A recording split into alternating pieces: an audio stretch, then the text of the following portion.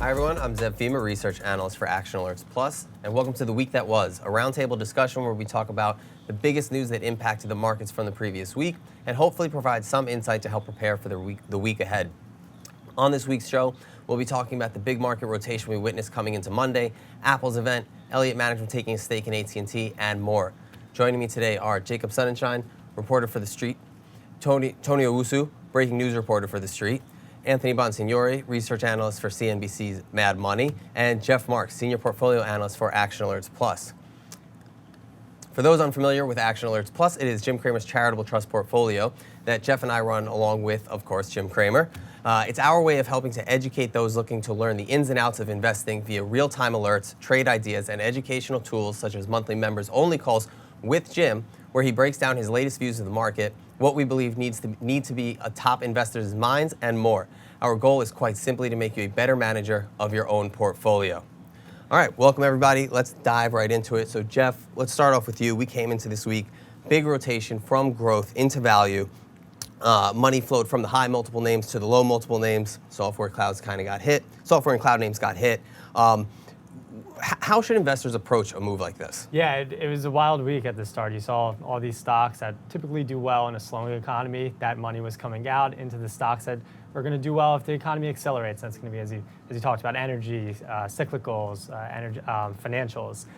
So what I would say is what my approach into these types of rotations is it just calls on the need to stay diversified and balanced, and never giving up on value in a stock that just looks really cheap to you, because these rotations tend to happen and they always come when you don't expect it, but you're going to want to be there when it happens. So on that end, you don't want to give up on value, but on the other hand, it also is another reason why you can't have too many of these high-flying, high-growth names. So take, for example, Twilio, which is the name we own for Action Alerts Plus. Company's doing great, communications platform it's with all of these disruptors and these huge tech companies. They're helping them connect from the business to the customer. But the business is doing well, but the stock did poorly this week. And that's why we said on our club call this week that we had on Thursday that it's just too hard to own too many of these names, because these rotations are going to happen, so you have to stay balanced for it. So let me ask you, if an investor walks in on Monday, they see this move, is the idea to chase the value stocks that everyone's buying up, or do you really just want to sit back, wait, and go back to those stocks that you've earmarked, let them come in, and then attack those stocks that everyone else is throwing out? Yeah, I like the contrarian way to kind of view it. So we did that a little this week. We picked up, as I mentioned, Twilio. We bought it a couple of times. We waited for the sell-off to happen because we don't want to catch a falling knife. But then once we kind of saw signs of a little bit more stability, we came in, we made our moves, and we were selling some of the stocks that really ran this week. Right. So let me just ask you, because another sector that had a lot of strength was the semiconductor, the semiconductors in general, kind of across the board. What are we seeing there that's resulting in kind of NVIDIA having this huge move, for example? So what you have to remember about the semiconductor stocks is they are kind of considered cyclical in a lot of their business sense. So what you're seeing is investors, they want to just get in these stocks before the good times really start coming, and that's going to be in 2020. So these stocks tend to bottom before the cycle actually does. So Lam Research, perfect example there. Rest of the year, 2019, they're not expecting much from a demand perspective, but that's really supposed to inflect as we reach into 2020. So investors trying to get ahead of that, coupled with easing trade tensions with China, it's really saw a really big move in the semi stocks. And I do mention though that we own Lam Research for Action Alerts Plus. We actually did take some off today because the move has just been huge. Right. It's been huge. Absolutely. Use the strength to your advantage. And again, we do cover the semis in extreme detail over at actionalertsplus.com. So if you want coverage on that, be sure to check it out. So let me take it over to this side. A couple of names that have really proven resilient, regardless of what's happening in the macro space, have been the watch names. These, that Jim has really dubbed watch because of their scale. And we're talking Walmart, Amazon, Target, Costco, Home Depot. Now, with this whole move, though, Tony, Costco got a downgraded Oppenheimer. You wrote a piece about it earlier this week. What were the takeaways? The biggest takeaway is that valuation right now is a little bit too high for the Oppenheimer analysts. After a 45% move higher year to date, they think it's time to start, kind of pulling back on it compared to an 18% year to date growth for the S&P 500. So we have it down to outperform, but they did raise the price target to 300 from 295. That gives it a multiple of 30 times future earnings, and that's compared to for the for most grocery companies, it's a 12.7% multiple. So they're kind of like, even though they're a little bit bearish on the move, they are still bullish on the company, and that's based on 4 different things. Firstly, they say it has a unique and improving customer value proposition. Right. They say its open-ended worldwide growth prospects are still good, leading competitive position in the entire sector, and consistent and returning shareholder value. So for all those reasons, they're still bullish in theory, but bearish in terms of what they actually have. Yeah, I can absolutely understand that. And I think they had to shut down the first store that they opened in China early. Yeah, there were crazy pictures. Yeah, the video and pictures of it, people were going crazy in China. They had to close down the store early because they had never seen anything. The value was just so amazing. They'd never seen anything like it. So yeah, the most cogent point that I thought was the open-ended worldwide growth prospects. People overseas want to have this type of retail experience that Americans are having, and that's what's going to help kind of push it higher, even though it's up 45% year to date. And on top of that, it's a club model, right? Like kind of like Amazon Prime with the brick and mortar. You pay every year. So again, if you want more detail on Costco, again, Tony's piece is available at TheStreet.com. Definitely go check it out. Let me take it right back here real quick. Also in the watch group, it's been an incredible performer. Citigroup raised the price target this morning on Home Depot. My question is though, the call was on Costco, not about the business. The business is strong, but the stock's overheated. Now, they're raising the price target, but is this trade also potentially getting a little bit too overcrowded with Home Depot? Yeah, it's a good question because I think that a lot of investors moved into the watch stocks when there was this type of uncertainty on tariffs because those were the ones that had the best chance of maintaining and growing their EPS, while others who would have to eat the tariff costs, their earnings are going to suffer. Do I think it is a crowd trade? I mean, look, I think like to echo that, the Costco downgrade, I mean, Home Depot, I love the company. They're doing so well. But the multiple has really turned multiple times over since the beginning of the year. And again, I like what they're doing. They're a market share gainer in the category. I know Lowe's is doing some great stuff too. But I mean, it's Amazon resistant with how you can buy online and then pick up in the store. A common theme for watch, not really Amazonable, scale, things exactly. Like that. And I love the capital allocation program, right? Management's buying back a ton of stock. They recently increased the dividend huge. But I think like after this move, we said we would, we told club members that we would take off a little off the table because it just hit an all-time high on Thursday, right? And I think in this market, it wasn't an overbought condition this week. I think it's the right move to take a little bit off, take those gains. It is at the all-time high, and then we would love to buy back more on a pullback. Right. So just discipline, not really speaking on the again, just not speaking on the business. But an all-time high is a great time to book some profits. You're really not going to do much better than that. Exactly. And if it keeps running, you have a little bit on. So let's switch it up, Jacob. I want to come to you. Let's talk a little bit about tech. We had the I guess highly anticipated, but kind of everyone knew what was coming, the Apple event this week. We got the iPhone 11, we got the new iPhone Pro, including the Pro Max, 3 cameras, the watch, incremental updates to the hardware system. But what analysts really seem focused on is the services. So can you talk a little bit about what your takeaways on the services side was from the event? Yeah, and obviously the services part of the business is going to be over half the business pretty soon within the next few years, so very soon. So what you're looking for is at some point, one of the big points in the services business for analysts is that the services part of Apple should be at a much higher multiple than the hardware business because of both growth and forever much higher margins. Now, Apple TV came, we got some clarity on Apple TV and gaming as well. For Apple TV, a lot of people were looking for pricing of $7, $8, $9 a month. It's $4.99 a month. For the whole family? For the whole family, makes it really competitive against everything else, against Disney, against Netflix. Okay, but what I'm looking for much longer term is when Apple decides that they want to put in a lot more than $6 billion for a period of time into content, when they decide that they want to match Netflix on that optionality on the platform that you have, that you're paying $13 a month for Netflix, does Apple have that pricing power? And at least for the Apple TV part of services, do you have that pricing, that margin, that operating margin you want, and can Apple grow into that services multiple that people are looking for? So is it also fair to say that they're launching with 9 shows? They kind of had to come at the low end. Disney just priced at about $6 a month, so they're $1 below that. So to my understanding, like what you're looking for is get everyone in, get them in the door at $4.99, and anyone can chime in on this, but get them in the door. They're actually giving a year free when you buy a new device. sign them up because it's all about getting people into your ecosystem. And then as you start to build out more shows and as you can go to the content creators and say, listen, we've got 1.4 billion devices, installed base, that's a lot of eyeballs that we can put you in front of. We can put it right on the phone. Is that kind of what you're looking for, that as more programs come into the fold, they can raise pricing? Clearly, Apple has scale, and I don't think it takes an Einstein to be able to say Disney with $6.99 a month, Disney Plus, Netflix will be here, right? It doesn't take an Einstein to be able to say, you're not going to come in and blow everybody out of the water with high pricing. You got to come in with lower pricing. And I think, long term, just look at, which players can build that content base. And maybe they can all exist at the same time. Disney's got a certain type of content. Netflix has tons of stuff.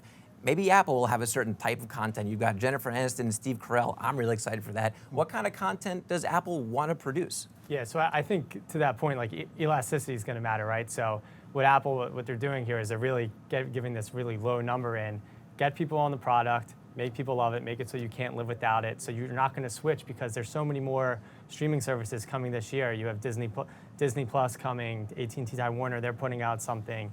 CBS, Viacom, they have the CBS All Access. So there's a lot more entrants that are going to be in the space. So price matters. Content matters. Price matters too. So get people onto your product, and then maybe raise the prices down the road. And to your point, Apple actually has a good track record of keeping people once you get in the stream. They tend to stay in the stream. So Apple has a nice track record of actually doing that. Yep. So that's absolutely what they're trying to do. Yeah, incredible sticky ecosystem. So actually, you guys kind of jumped ahead. Anthony, I do want to come to you. I'll even say something real fast too. I think one other interesting thing that we may not have mentioned yet was they launched the new iPhone 11 now at a lower price, right? So it's $699 below, or instead of where the XR I believe was $749 when it started. So that right there is also maybe a shift in their strategy when it comes to pricing. Where last year they raised prices to astronomical levels that were never seen before. They now are they're lowering prices, which definitely probably commits them to that services strategy where now they're more focused on, instead of just the margin on the hardware, get anyone and everyone an iPhone, right, and get them in on that new Apple TV product. Right, and then obviously we could go into more detail about the whole ecosystem. You save another 3% if you buy it with the Apple Card at the Apple Store, as opposed to going to a Best Buy or something. Walgreens deal with the Apple Card too this week. Walgreens, Dwayne Reed, you get 3% That's there. a great synergy, the Apple Card with the rest of the services. Oh, absolutely, and we could definitely go. I mean, I could talk for hours about this, but we actually do have a white paper on the Apple Card, all the synergies and everything over at actionalertsplus.com. So be sure to check that out. But let me go around the table real quick. Anthony, I'll start with you. One thing I noticed as the event was going on, we saw Disney take a leg lower. We saw Netflix sell off. Do you think at the moment this is a real threat to the streaming service Disney Plus, Netflix, and what I mean by that is, have you contemplated maybe would you cancel another service in order to sign up for Apple TV Plus, in order to sign up for Disney Plus, maybe bundle that with Hulu and ESPN, and then we also have NBC Universal coming out with their, I believe it's going to be ad supported. Maybe there'll be a premium option, their program. But do you think Netflix is maybe going to lose some pricing power, or that people would consider canceling it in anticipation of these other cheaper services? I think you have to assume, maybe not right off the bat, that everyone's just going to all of a sudden cancel and move to Apple, because obviously it's new, it's fresh, it's going to take some time to build out. But I certainly think, I think it's foolish not to think that with Apple entering, with the ability to have that ecosystem effect where they already have the devices, they can bundle it, they can, you have so many iCloud accounts already established that they're probably going to take some accounts over time, especially, and you have to account where it is a significant difference in terms of price, and they're going to look to make a lot of their content like Netflix, and as a result, I tell you what, $4.99 compared to $11.99, even $12, it's a big difference. Right. Especially the average American, probably only has 2 or 3 subscriptions at most. I know I have 3. I have Hulu just predominantly to watch Seinfeld, which will probably end later this year. The rights are going to be up for sale, and I would love for Apple to take over and then just have Seinfeld on Apple TV. That'd be great, because it'd be $4.99 instead of $12 every month out of my pocket, on top of Prime and Netflix. So Jacob, same question to you. Is this a a service that would potentially, or like just the changing landscape? Is it potentially causing you to rethink which services you're subscribed to? I mean, everyone has Netflix, but there hasn't been much competition until now. Yeah, I can answer that question theoretically. I'm a really weird millennial. I still watch, maybe about 90% of the content I watch is cable. I have a television in front of my bed. So I know that that's Okay. a little bit weird, but if I were subscribing, looking at the rest of my expenses, I'm talking about outside of media, like food and clothes and everything else, I might actually budget out a little bit and be signed up for multiple services like you were talking about. Netflix obviously provides that optionality for right now. They're a little bit pricey at $13 a month plus the other things you could sign up for. I might go for Disney and Apple at the same time. And because I'm a financial journalist, I know that Apple's going to add to their content base in the next few years. Right. And I'll look into the future as a consumer, the way an investor would. I would sign up for Apple. I would sign up for Disney. Honestly, Anthony, like you said, I'd probably leave Netflix out. Tony, same question to you. Now, I know you're big on sports, and Disney's going to offer you that bundle where you also get the ESPN Plus. You bundle ESPN Plus, Disney Plus, Hulu together. That's basically a Netflix subscription. Right. So how are you looking at the space? I'm looking at it through the aspect of content creators, and that's what Apple kind of focused on in their presentation for Apple TV. They debuted that new show with Jason Momoa starring, I think it's called C, and it's kind of really focusing on content. And that, like Anthony was saying, he has Hulu for Seinfeld. People have Netflix for Black Mirror and their exclusive content. So I think the exclusive content is what's really going to drive it. For me, Disney is definitely something I was going to consider getting, not only for ESPN, because I like Disney movies. I like Aladdin, I like Lion King. I want to see all those things. Absolutely. So like that's why I was going to get Disney Plus. But it's all about content. I think Apple's smart to focus on content creators, but they don't have the track record that Netflix and Right. HBO and others have. So we kind of have to wait and see what they do with their service. I'm excited for Disney Plus also. I'm a huge Marvel fanboy, and the fact that Netflix is losing that is a Right. it's a That's problem a big for me. blow for Netflix. Absolutely. They'll lose The Office to NBC. Jeff, same question, but I'm also curious to hear your thoughts. Do you think the multiples of the high-flying streaming services like Netflix, are we going to see any pressure there as the competition comes on board? Especially because you look at a company like Apple, massive cash pile. You look at a company like Netflix, not really in the same standing financially. Yeah, I mean, it's a good question. So I think 2 to 3. I think probably the average household will probably have 2 to 3 of these subscriptions, whether it's the family of Disney products, Netflix, and all the others that we're talking about. As for the multiple, it is interesting because the space is getting much more competitive, and these companies have to spend a lot of money investing to get people, investing in their content and into their capabilities. So we are going to see the EPS kind of go down because the expenses are going to go higher. Right.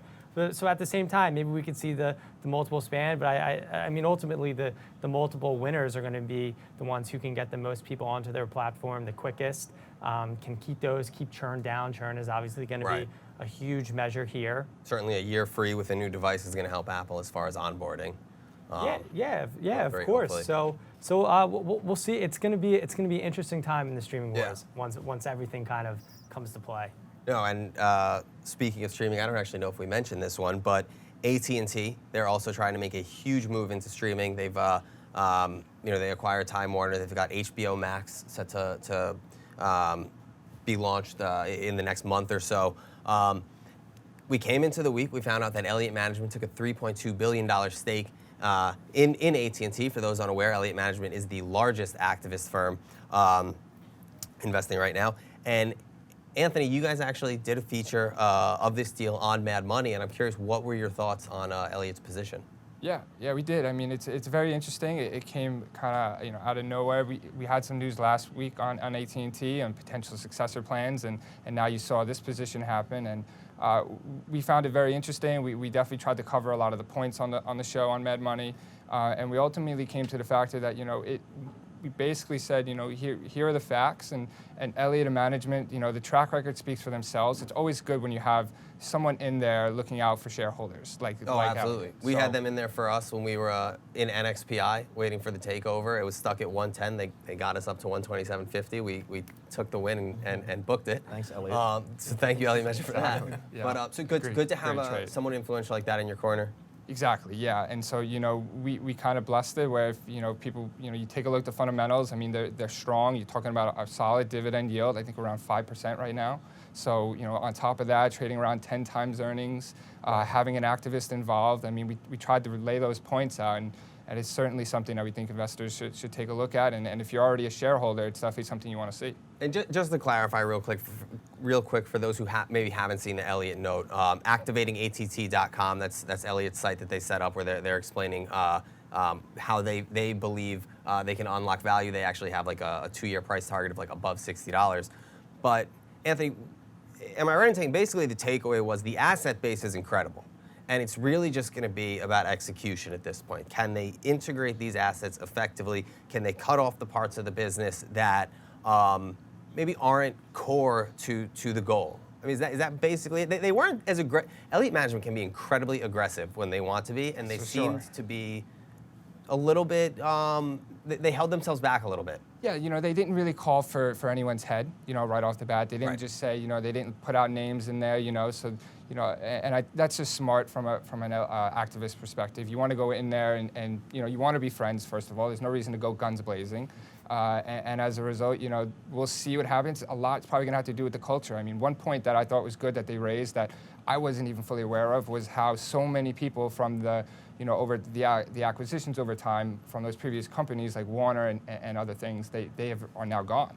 So, you have a big culture shift that probably needs to happen inside AT&T. And there's been a lot of talks about, John Stakey coming up the ranks, but with Elliott on board, they may want to bring somebody fresh on the outside that has no ties, that has some real media experience, and they're probably going to need that on both levels of senior and mid-tier management. Yeah, it sounded just like get the strategy focused. Let's understand what this post AT&T Time Warner merger is going to be.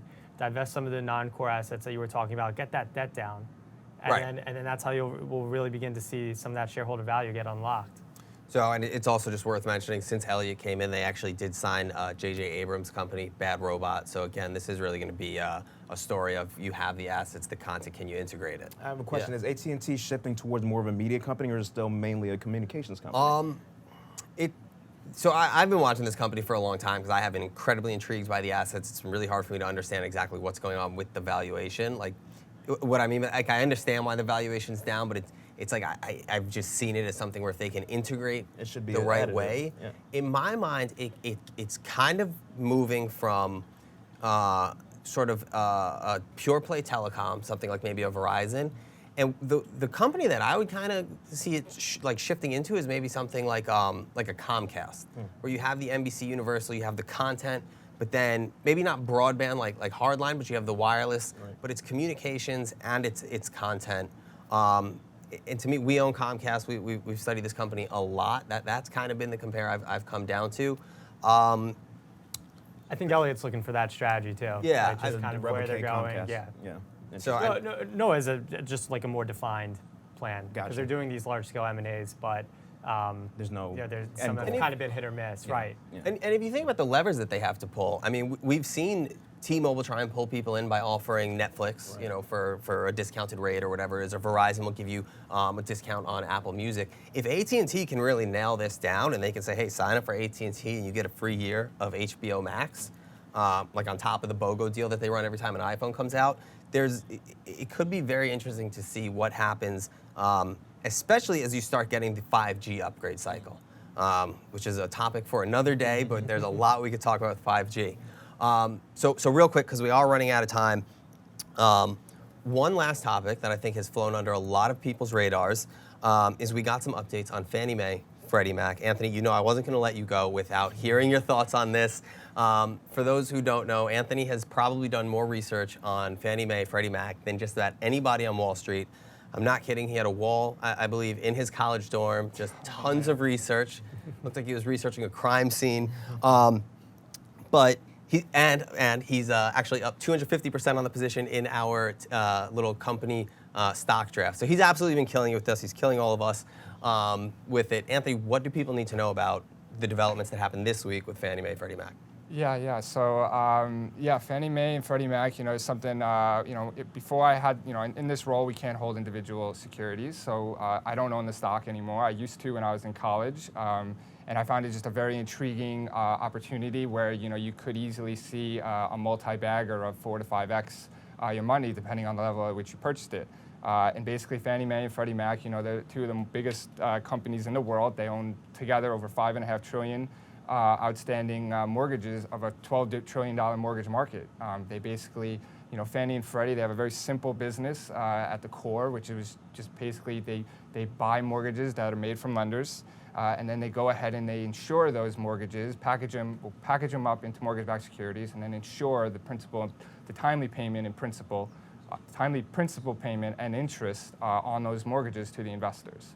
So they obviously took a hit in 2008 with the Great Recession and everything, but what's the development happening right now? We're talking privatization? Yeah, so that's Fannie and Freddie, and over the last 10 years, they've been in what's called this conservatorship state, where they've been controlled by the government following the financial crisis, and now everything has come to light with this new administration on whether or not they will re-privatize these companies back to shareholder-owned companies like they used to.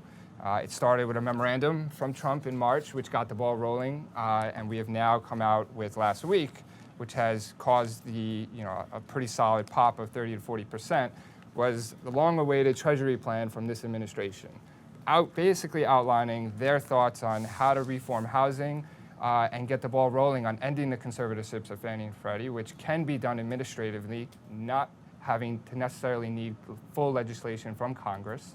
And as a result, you've seen a lot of attraction, and these two companies are vital to the housing market. They, like I said, $5.5 trillion of mortgages.